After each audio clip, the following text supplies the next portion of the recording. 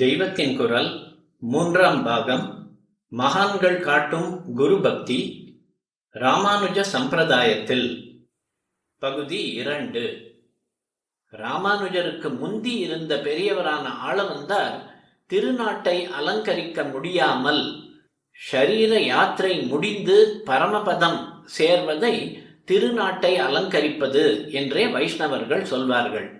அவருடைய பிராரப்தம் டிலே பண்ணின போது பெரிய தியாகமாக சிஷ்யர் ஒருத்தரே அந்த கர்ம சேஷத்தை ராஜபிளவை என்ற பயங்கர கட்டி ரூபத்தில் ஏற்று அனுபவித்து தீர்த்தார் என்றும் ஒரு கதை இருக்கிறது.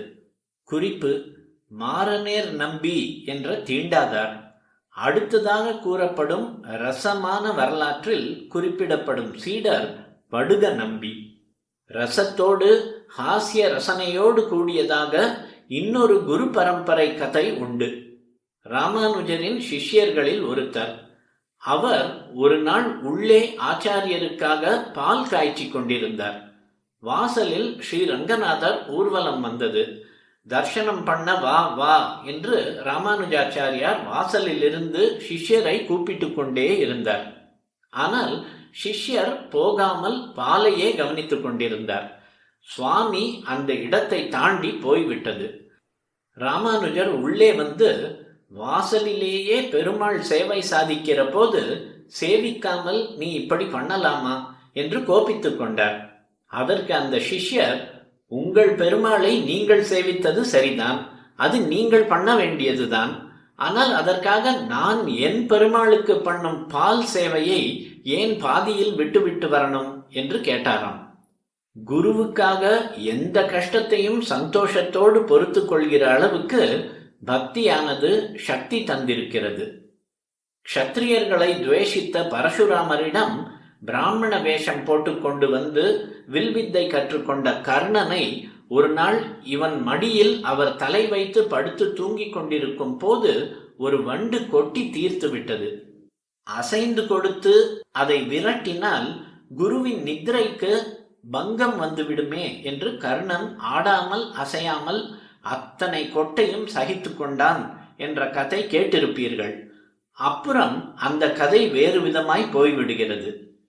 குருவை எந்த வித்யைக்காக ஆசிரியித்தானோ அந்த வித்யையே சிஷ்யன் அபியசிக்க முடியாதபடி ரொம்ப கடுமையாக கொடுமையாக குருவானவர் தட்சிணை கேட்ட போது தயங்காமல் கொடுத்த ஏகலைவன் கதையையும் இன்று வரைக்கும் சொல்லிக் கொண்டிருக்கிறோம். ஆழ்வார்களில் மதுர கவி என்று ஒருத்தர். அவர் பாடினது 11 அடிகள் கொண்ட ஒரே ஒரு பாசுரம்தான். அதுவும் மகாவிஷ்ணுவை பற்றியதில்லை.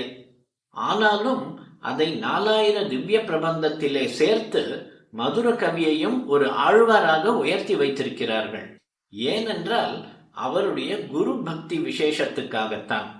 அவர் பாடினது நம்மாழ்வாரை பற்றி.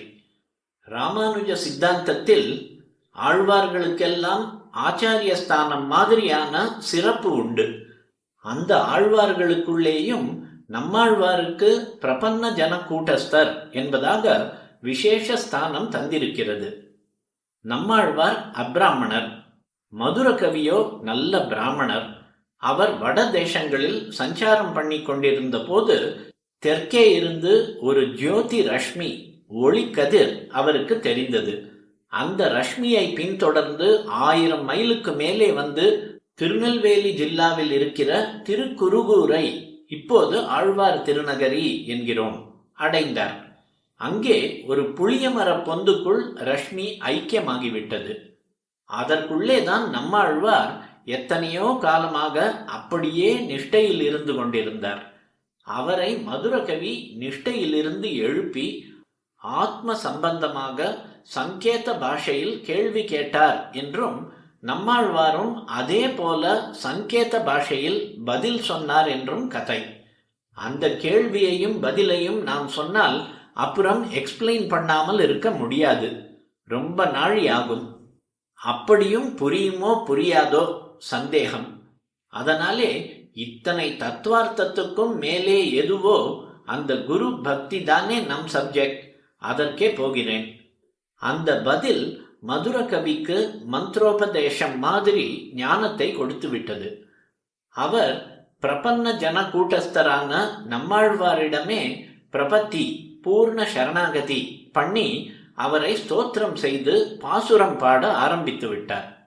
அதிலே நம்மாழ்வாரை தவிர தனக்கு வேறே சுவாமியே கிடையாது, தேவு மற்ற அறியேன் என்று பிரமாணம் மாதிரி பண்ணுகிறார்.